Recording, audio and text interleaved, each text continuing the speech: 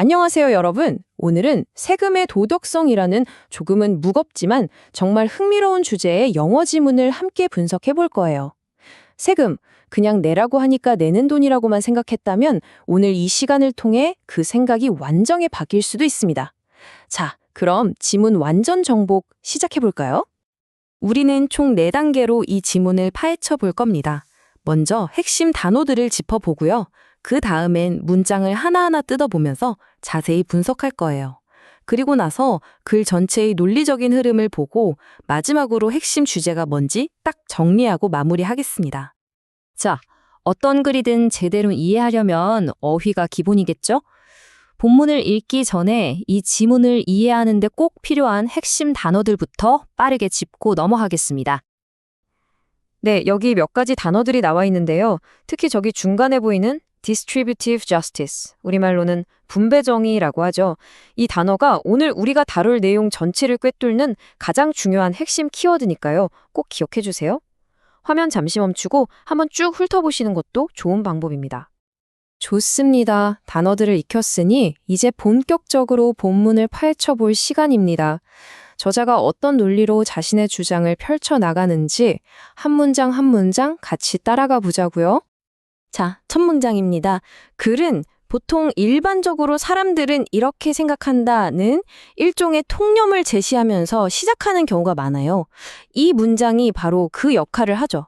역사적으로 세법을 만드는 사람들은 경제나 역사 문제는 엄청 신경 쓰면서 이게 과연 옳은 일인가 하는 도덕적 문제는 별로 신경 안 썼다는 이야기입니다. 여기 문장 구조를 한번 보세요. attentive to A, 그리고 less attentive to B. A에는 주의를 기울이고 B에는 덜 기울인다. 이렇게 딱 대칭되는 구조를 사용해서 경제 문제와 도덕 문제에 대한 태도가 어떻게 다른지 아주 명확하게 보여주고 있죠. 이 대조가 바로 이 글의 출발점입니다. 아니, 그럼 도대체 왜 도덕 문제를 무시했을까요?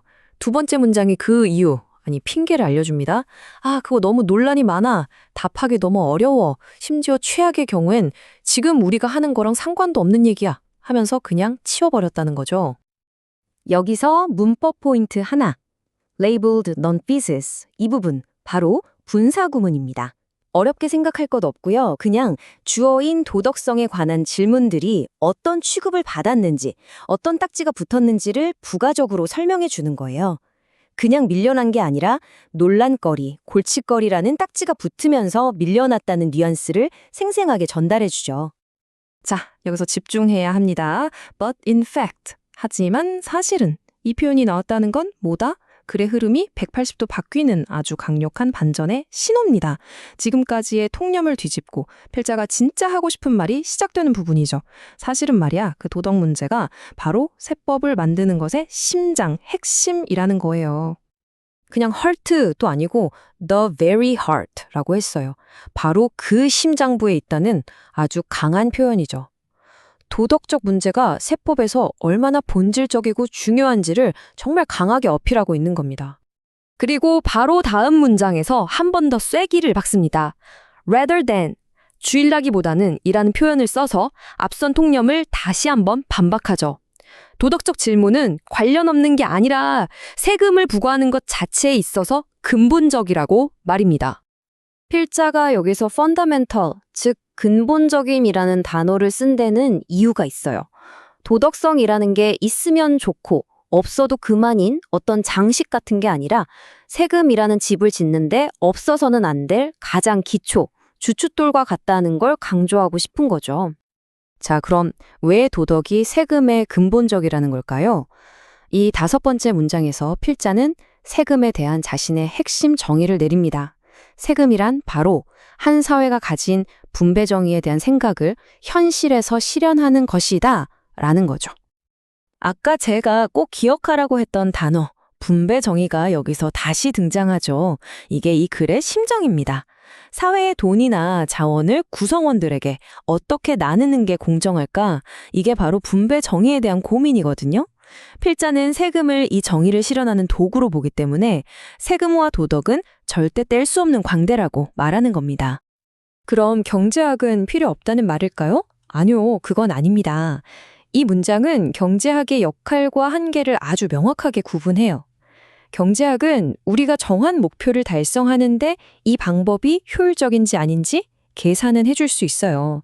하지만 애초에 우리가 어디로 가야 하는지 그 목표 자체를 정해주지는 못한다는 겁니다.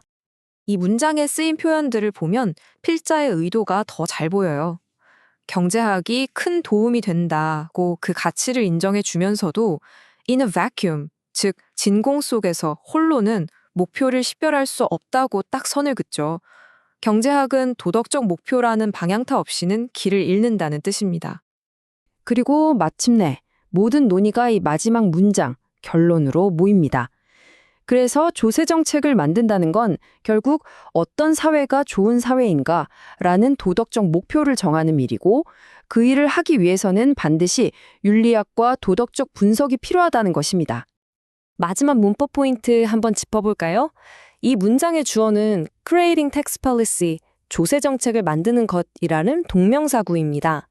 그래서 동사는 단수형인 requires가 왔고요. 콤마 뒤에 위치로 이어지는 관계대명사절은 도덕적 목표를 식별하는 것이 어떤 과제인지 추가적으로 설명해주는 역할을 하고 있습니다. 자, 좋습니다. 지금까지 나무 하나하나를 자세히 들여다봤다면 이제는 숲 전체를 조망해 볼 시간입니다. 이 문장들이 어떻게 착착 연결되어서 하나의 단단한 주장을 만들어내는지 그 논리의 흐름을 따라가 보시죠. 이 글의 흐름 정말 깔끔하고 명쾌합니다. 1단계에서 역사적으로 사람들은 도덕을 무시해왔어 라고 문제를 제기하고요. 2단계에서 아니야, 사실 도덕이 근본이야 라고 바로잡습니다. 3단계에서는 경제학만으로는 목표를 정할 수 없거든 이라고 그 근거를 대고 마지막 4단계에서 그러니까 도덕적 분석이 반드시 필요해 라는 결론에 도달하는 거죠. 정말 완벽한 4단 구조입니다. 네, 이제 정말 마지막 단계입니다. 우리가 지금까지 분석한 모든 내용을 하나의 핵심 메시지로 압축해 볼 시간이에요. 이 글이 궁극적으로 우리에게 하고 싶은 말은 과연 무엇일까요? 이 글의 핵심을 정리하자면 바로 이겁니다. 세금은 단순히 돈을 걷는 기술적인 문제가 아니라 우리 사회가 추구하는 분배 정의를 실현하려는 도덕적인 행위라는 것. 그렇기 때문에 경제적 효율성을 개선하기에 앞서 우리가 어떤 사회를 만들고 싶은가 하는 근본적인 도덕적 목표를 먼저 세워야 한다는 아주 강력한 주장입니다. 자, 오늘 세금이라는 꽤 딱딱한 주제를 통해 도덕성의 중요성을 한번 살펴봤습니다. 그렇다면 우리 사회의 또 다른 어떤 분야에서 경제 논리와 도덕적 가치가 함께 가야 할까요? 이 질문에 대해 한 번쯤 생각해 보면서 오늘 수업을 마무리하는 건 어떨까 싶네요. 수고 많으셨습니다.